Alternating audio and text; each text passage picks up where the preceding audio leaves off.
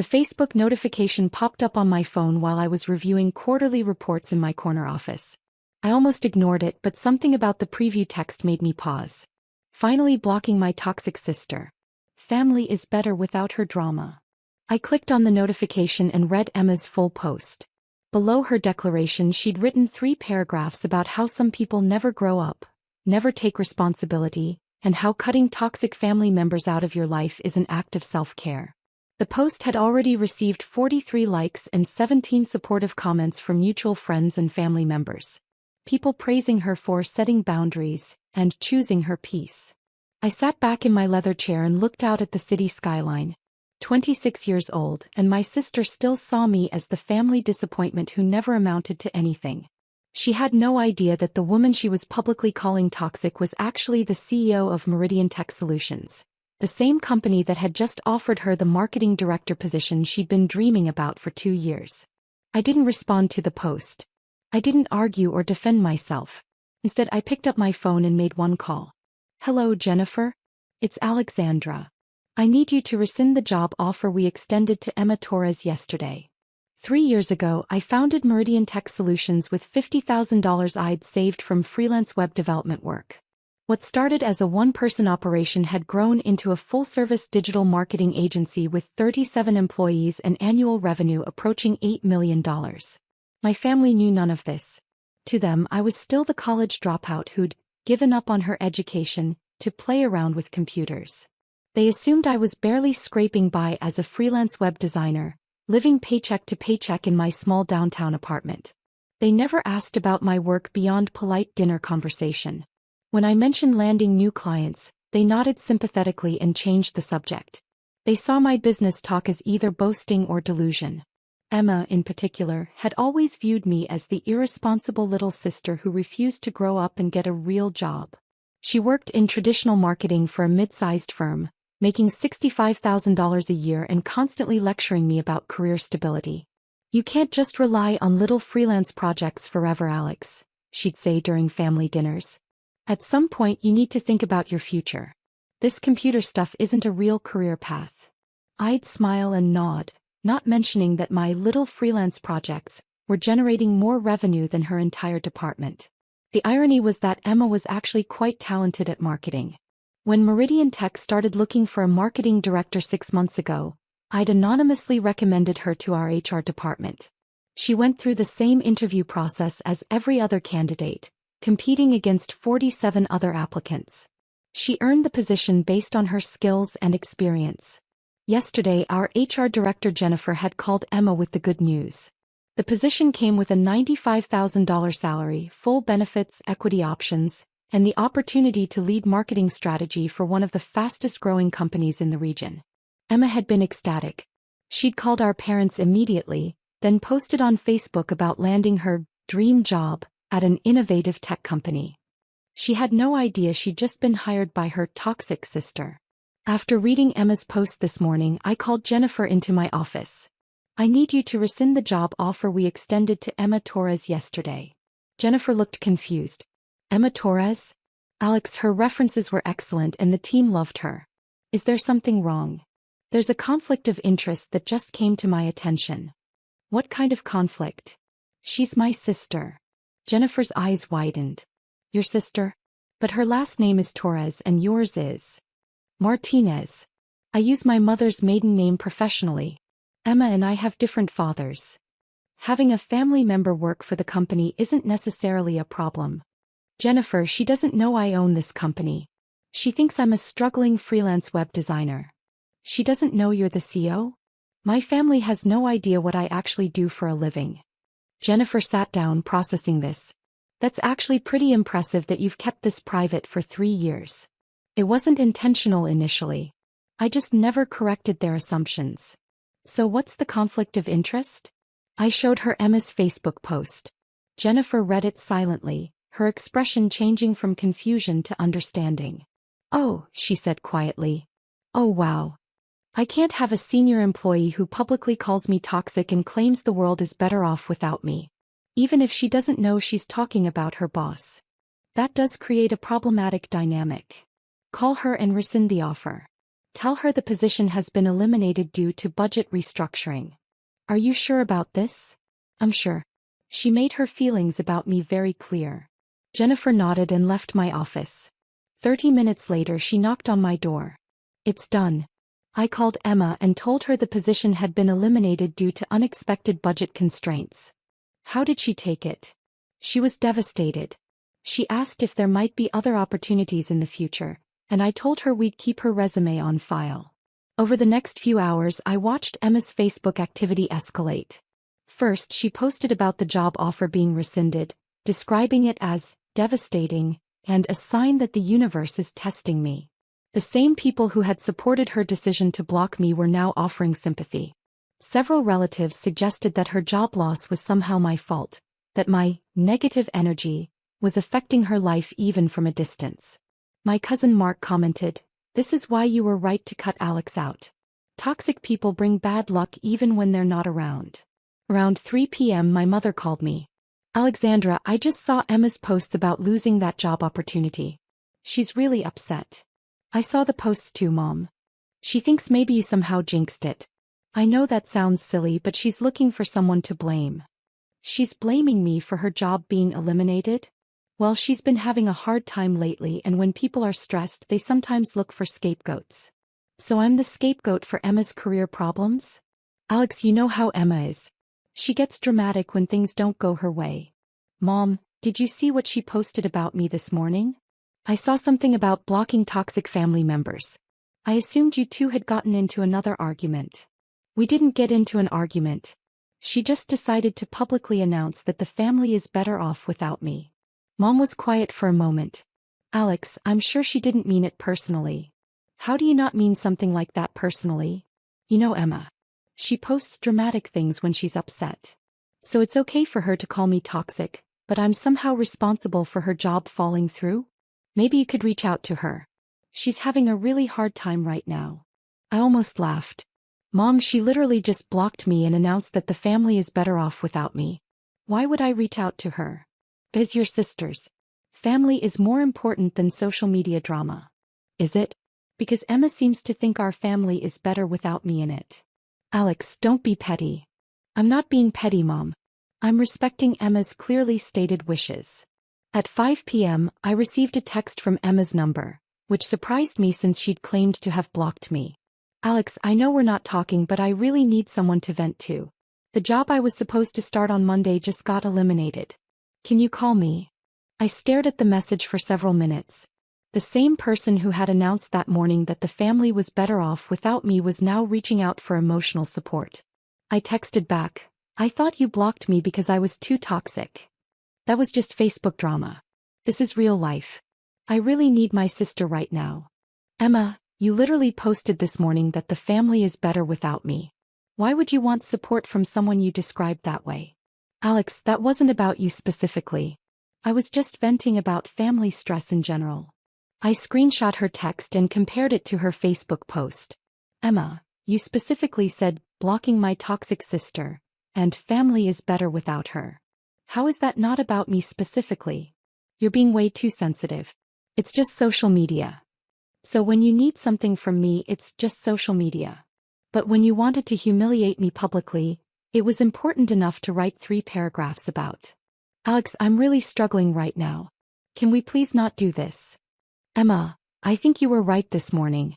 Maybe the family is better off without the drama."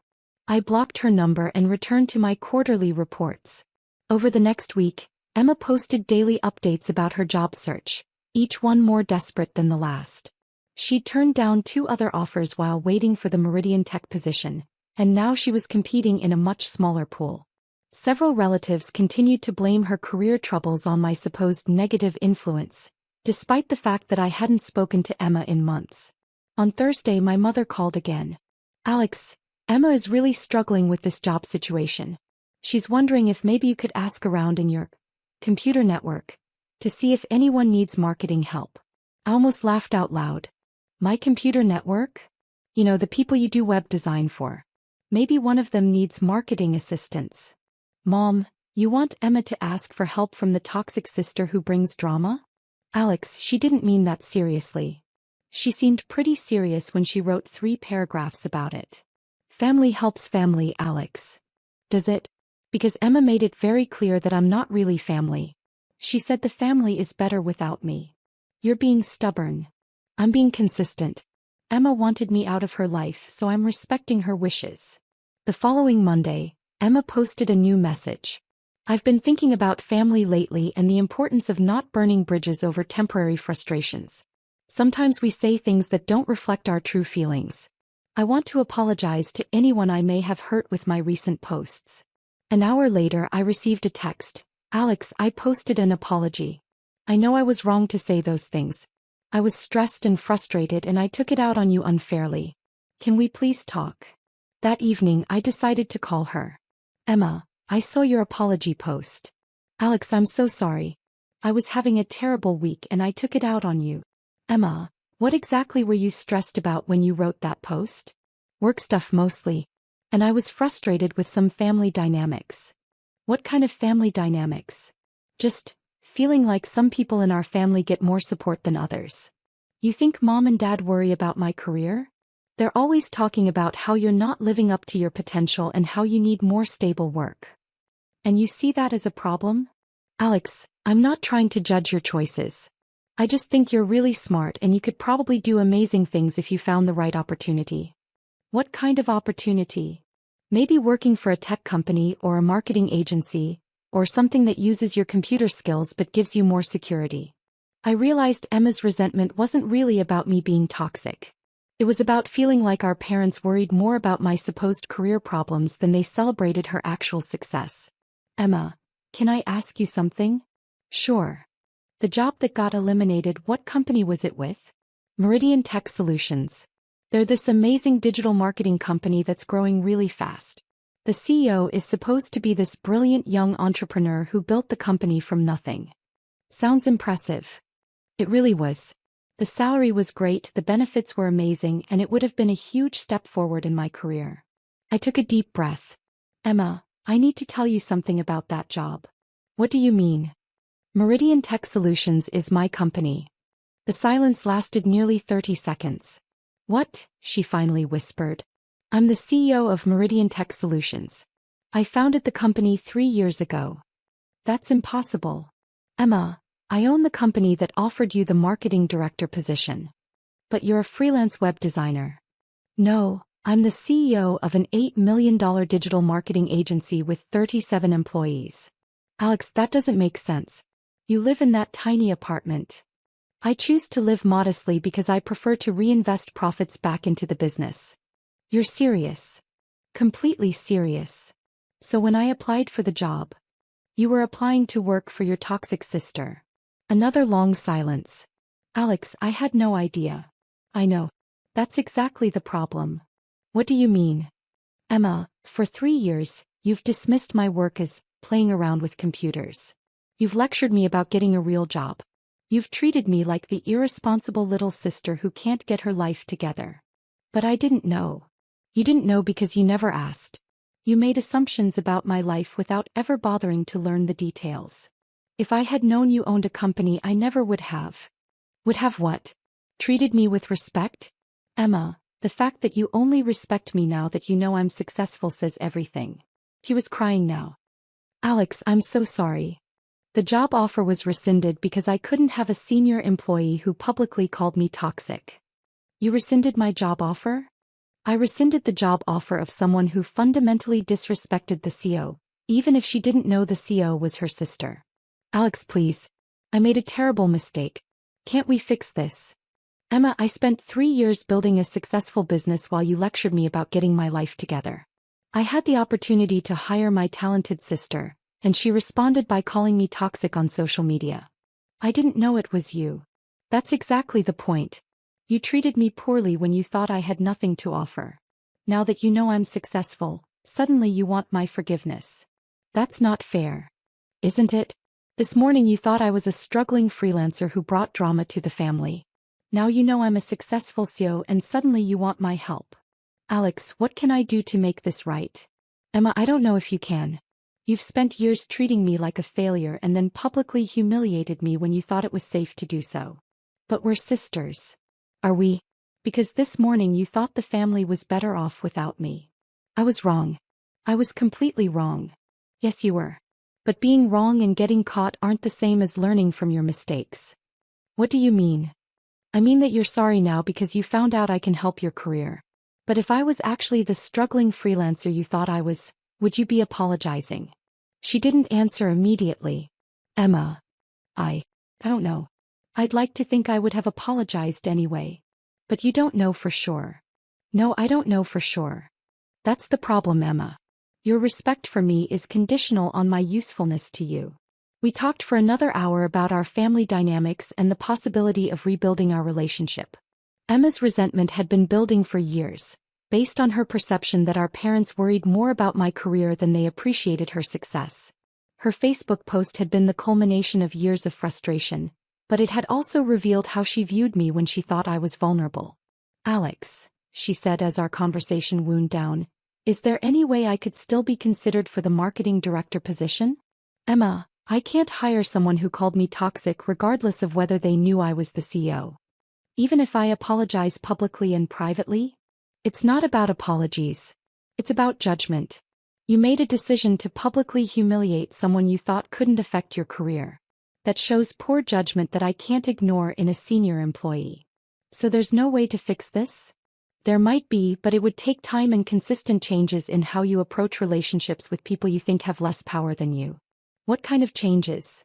Emma, you need to think about why you felt comfortable publicly calling me toxic when you thought I was struggling, but you're begging for forgiveness now that you know I'm successful. I understand. Do you? Because I'm not sure you really grasp how this looks from my perspective. Help me understand. Emma, imagine if I had posted that you were toxic and the family was better off without you. Then imagine that later you found out I was in a position to help or hurt your career. How would you feel? I'd feel betrayed. Exactly. You'd wonder if I had been planning to hurt you all along. But you weren't planning to hurt me, were you? No, Emma. I recommended you for the position anonymously. I wanted you to succeed.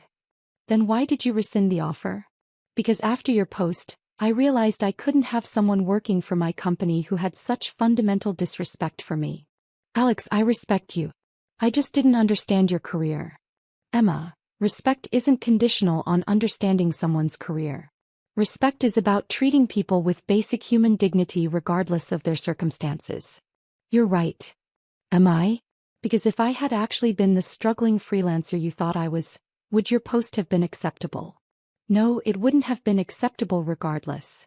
Then why did you post it? Because I was frustrated and stressed and I took it out on someone I thought couldn't fight back. Her honesty was surprising. Emma, that's exactly the problem. You chose to hurt someone you thought was powerless to respond. I understand that now. We ended the call with an agreement to continue our conversation in a few days. Over the next week, Emma did something unexpected. She posted a detailed apology on Facebook, taking full responsibility for her previous posts and acknowledging that she'd been wrong to publicly attack a family member. More importantly, she started volunteering with a local nonprofit that helped unemployed professionals with job search assistance. 3 weeks later, Emma called me again. Alex, I've been thinking about what you said regarding how I treat people I think have less power than me. And you were right. I've been reflecting on other situations where I've been dismissive toward people I thought were beneath me professionally. Such as the barista at my coffee shop who mentioned wanting to be a writer. I told her she should focus on realistic career goals. The intern at my old job who was interested in starting his own business. I lectured him about gaining experience first. How do you feel about those interactions now? Terrible. I was projecting my own insecurities about career stability onto people who were being entrepreneurial and creative. What made you realize this? Working with the job search nonprofit. I've been helping people who are between careers, and I've seen how much courage it takes to pursue unconventional paths. I've also seen how destructive it can be when people dismiss their efforts. That's a significant realization, Emma. Alex, I owe you more than an apology. I owe you respect for what you've accomplished, and I owe you an acknowledgement that I was completely wrong about your life. I appreciate that. Is there any possibility that we could rebuild our relationship? Not because I want something from you, but because I genuinely miss having you as my sister. I thought about her question. Over the past month, I'd watched Emma make genuine efforts to change her perspective and behavior. Her apology had been public and specific. Her volunteer work showed commitment to understanding different viewpoints. Emma, I'd be willing to try rebuilding our relationship, but it would need to be based on mutual respect and honest communication. What would that look like?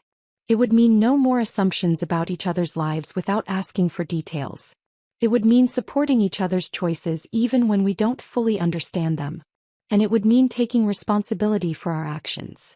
I can commit to that. Emma, I also want you to understand that I'm not going to pretend to be less successful than I am to make other people comfortable. I wouldn't want you to. That means our family is going to learn the truth about my business, and there might be some awkward conversations. I think that's probably overdue. Are you prepared to support me through those conversations, even if it means acknowledging that you were wrong about me for years? Yes, I am. 2 months later, Emma and I had lunch downtown, near the Meridian Tech offices. It was our 4th meeting since we'd started rebuilding our relationship, and the first one that felt completely natural. How's the new job? I asked. She'd found a position with a smaller marketing firm. It's good. The pay isn't as high as the Meridian position would have been, but the work is interesting. I'm glad you found something that fits. Alex, can I ask you something? Sure. Do you ever regret not telling our family about your success earlier? I thought about it. Sometimes. It would have been nice to have their support while I was building the company. Why didn't you tell them? Initially it was because I wanted to succeed on my own. But after a while, it became a way to see how people really viewed me when they thought I had nothing to offer. And what did you learn? I learned that a lot of people's respect is conditional on their perception of your success. Including mine. Including yours. But I also learned that some people are capable of recognizing their mistakes and changing. Do you think our parents will react well when they find out? I don't know. Part of me worries they'll be hurt that I didn't trust them. Part of me worries they'll suddenly start treating me differently because they know I'm successful. When are you planning to tell them? Soon. I'm tired of hiding who I am. Would you like me to be there? Would you want to be there? Yes. I think I owe them an explanation for my behavior toward you, and I want to support you. I'd appreciate that. The following Sunday, Emma and I drove to our parents' house for what we told them would be an important family conversation. Girls, you've been so mysterious, Dad said as we sat down. What's the big news? I looked at Emma, who nodded encouragingly. Mom, Dad, I need to tell you something about my work that I should have shared a long time ago. I spent the next 20 minutes explaining Meridian Tech Solutions, our growth, our client base, and my role as CEO. I showed them our website and recent press coverage. My parents sat in stunned silence. Alex, Dad finally said, you're telling us you own a company worth $8 million? The company generates $8 million in annual revenue. And you've been running this for 3 years? Yes. While we've been worrying about your career and lecturing you about getting a real job? Yes. Mom started crying. Honey, why didn't you tell us? Because I wanted to see how you'd treat me when you thought I had nothing to offer. Emma spoke up. Mom, Dad, Alex is being polite. The truth is that we've all been dismissive toward her for years because we assumed she was failing professionally. But we were just trying to help, Dad protested. Were you? I asked. Because it felt more like you were trying to manage and control me. Alex, we had no idea what you were actually doing. Did you ever ask for details? Or did you just assume I was failing and try to fix me? They were both quiet. Mom, Dad, I love you, but you've spent years treating me like the family disappointment. You made assumptions about my work and my future without ever asking me directly. We're sorry, Mom said. We should have asked more questions. You should have, but more importantly, you should have trusted me to make good decisions about my own life. What can we do to make this right? Dad asked. You can start by treating me like the successful adult I've been for the past 3 years, instead of the struggling child you thought I was. We're proud of what you've accomplished. Are you proud of me or are you proud of my success? What's the difference? The difference is whether your pride is conditional on my achievements or whether it's based on who I am as a person. Emma nodded. That's the lesson I had to learn too. I was only proud of Alex after I found out she was successful. But I should have been proud of her for taking risks and following her own path, regardless of the outcome. You're right, Dad said slowly. We should have supported your choices even if we didn't understand them. What happens now? Dad asked. Now we rebuild our family relationships based on honesty and mutual respect, I said. No more assumptions, no more lectures about my life choices, and no more treating me like I need to be managed. Over the following months, my family slowly adjusted to the reality of who I actually was. My parents started asking genuine questions about my business and showing interest in my work. They stopped offering unsolicited career advice. Emma and I developed a stronger relationship than we'd ever had before. She became one of my most trusted advisors, and I helped her transition to a better position at a different company. The Facebook post that had started this whole situation became a turning point for our entire family. It forced us to confront years of assumptions, miscommunication, and conditional respect. 6 months later, Emma posted a new message. I've learned that success comes in many forms, and the most important thing is supporting the people you love, regardless of whether you understand their choices. Proud of my sister for building something amazing and teaching me what real family support looks like. This time I liked the post. Sometimes the best way to save a relationship is to be willing to lose it first. And sometimes the most toxic thing in a family isn't the person everyone blames.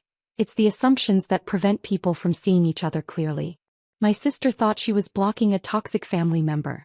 Instead, she ended up blocking her own dream job and forcing our family to confront the truth about respect, assumptions, and what it really means to support each other.